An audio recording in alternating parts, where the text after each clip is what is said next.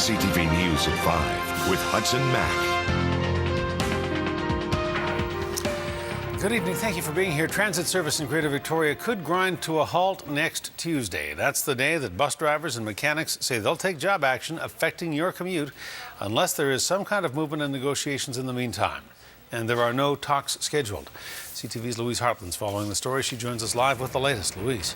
Hudson, the union representing bus drivers, maintenance workers and skilled trades, says it has no choice. Unless BC Transit is willing to come back to the bargaining table, CAW 333 says it is ready to strike.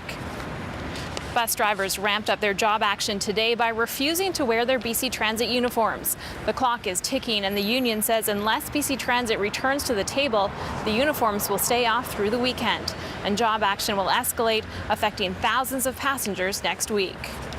This is the official notification that as of Tuesday, there will be job action that will disrupt the commuting public unless BC Transit returns to the negotiation table and we negotiate a fair collective agreement. The union is demanding better wages, benefits, and job security.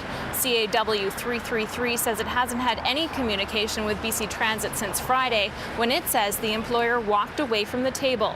BC Transit says it is disappointed with the union and says job action will grind the capital region to a halt. Our union, the CAW 333, just will not work with us in the cooperative gains mandate that we're operating under through the province. It references twice preconditions. Well, for BC Transit, these aren't preconditions. We have to operate within the provincial mandate. BC Transit says that provincial mandate offered a fair and reasonable deal for the nurses union and the BC GEU, and it is a fair and reasonable deal for the CAW. BC Transit says it does not want to see a strike, and it is willing to go back to the table as long as the union is willing to negotiate under the cooperative gains mandate. What's the reaction among riders been, Louise? The union says that people on the buses have been pretty supportive. They have been rather supportive, Hudson, but of course they are concerned that if they get to work on Tuesday and then the strike comes, that they won't be able to get home. But the union is letting riders know that will not happen. If they do get to work on Tuesday morning, they will not strike, so they can get home that evening as well. All right, we'll see what happens between now and Tuesday. Louise Hartland, thanks. You're welcome. Unionized workers at the Insurance Corporation of BC will stage another round of job action this Friday. It's the latest in their campaign of rotating strikes. The union, COPE, says workers will scale back the amount of work they do in a day, working to rules so they won't be rushing through any claims. The union says that means instead of getting to see an adjuster the day after an accident, you might have to wait a few days or a week. Wages are the main issue in the dispute. RCMP in Nanaimo tonight are looking for a man who approached a woman who was out jogging who slapped her on the buttocks. They are also looking for the jogger herself. The attack happened yesterday morning near the intersection of Wellington Avenue and Jingle Pod Road. After the man slapped her, the woman ran to a car dealership nearby, told an employee who called 911. This employee kept an eye on the person, and when we got there, the male took off running. We called our police dog services, and after an extensive track, we lost the male. We believe we have a person of interest, though, and we did end up speaking to one male. We didn't have enough to arrest because we haven't had a chance to speak with the victim yet. By the time Mounties arrived, the victim had left the area. Police are hoping she will get in touch with them. The man wanted in the assault is a white man in his mid-20s, about 6 feet tall, with a shaved head. The trial of a Catholic priest who's accused of sexually abusing children is moving forward. Father Phil Jacobs was the pastor at St. Joseph the Worker Parish in Saanich until he resigned in 2002. That same year, police began to investigate sexual abuse allegations against him. Jacobs left court in Victoria today after his lawyers argued that the case should be adjourned. The judge would not allow it, ruling instead that the trial will get underway tomorrow morning. A ban on publication limits what we can report, but it's expected over the next few days. Court will hear legal arguments on what may be presented in the case as evidence. Jacobs is charged with sexual interference with someone under 16, sexual assault, and sexually touching a young person. The trial is expected to last 3 weeks. Former Global television reporter Ron Benzi is appealing his 4-year prison term for sexually assaulting a young boy. Benzi's lawyers argue that the judge imposed an unfit sentence when he added an additional year to the 3-year term that the Crown had suggested. The 45-year-old former Global reporter was sentenced in August after pleading guilty to assaulting the boy over a 6-year period. Victoria police are asking for your help tonight. They're trying to find a man who may be hiding out in the capital region, and police say he is a danger to children under the age of 16. He is 47-year-old Mark Peter Bell, who escaped police custody in September 2011. He was thought to have been out of the province, but a recent tip has officers convinced he is in Greater Victoria. He's described as white, 6'1", about 200 pounds, balding, with scraggly hair on the sides and at the back. Police say he sometimes dresses as a woman with a dark-colored wig. He may be camping in local parks. Anyone who has information is asked to contact police. West Shore RCMP are appealing for your help tonight. They're trying to find a man who assisted in a fight. He tried to intervene in an altercation at the Country Rose pub in Colwood. The 57-year-old was punched by another man on Monday night when he was trying to break up a domestic altercation. The victim is now in an induced coma at Victoria General Hospital. Officers have since arrested the suspected attacker, but they would like to speak to witnesses. They are looking in particular for two women who may have valuable information. If you were at the pub that night, you're asked to contact West Shore RCMP. A nice catch today for Canada's robotic arm on the International Space Station. The Canadarm reached out and grabbed an unmanned cargo ship that arrived at the orbiting space lab. The capsule, dubbed Dragon by the California-based SpaceX, brought supplies to the space station. The station commander says they're grateful for the private special delivery, particularly the chocolate vanilla swirl ice cream that was packed away on board. XL Foods says it has fixed the E. coli problem that forced it to shut down, but the union that represents the workers at the Alberta plant claims it has raised concerns for years about food safety, concerns that still have not been addressed. The union says there needs to be a public inquiry into the E. coli outbreak, but says the federal government is unfit to do so because it's part of the problem. The union is also calling on the Canadian Food Inspection Agency to hire more food inspectors to prevent something like this from happening again. We feel very strongly that our provincial government, our federal government can't stand idly by while a bunch of cowboys put the bottom line ahead of public safety. Our governments need to corral these cowboys and restore confidence in our beef industry by demanding real regulation as opposed to self-regulation. The food plant union also says the company has to begin listening to its workers who say the speed of the processing line is too fast, that they don't have the tools they need to perform their jobs properly.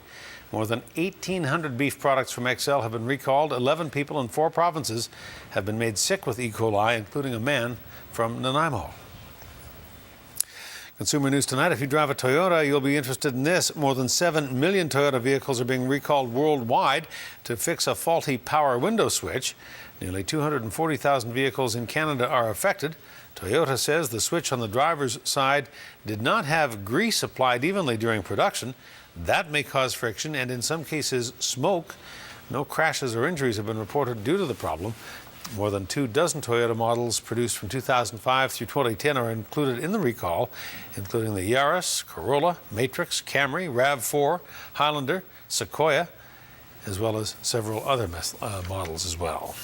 It's flu season and flu shot season, and Vancouver Island Health Authority staff are among the first to roll up their sleeves this week. Staff were braving the prick of the needle today for their annual flu shot. This is the first flu season and the first shots since health workers in Viha were ordered to get them or wear a mask when they come to work. Viha says simply its staff cannot put patients at risk. It is a pragmatic response. I mean, if people genuinely feel for some reason that they do not wish to have that, I can respect that.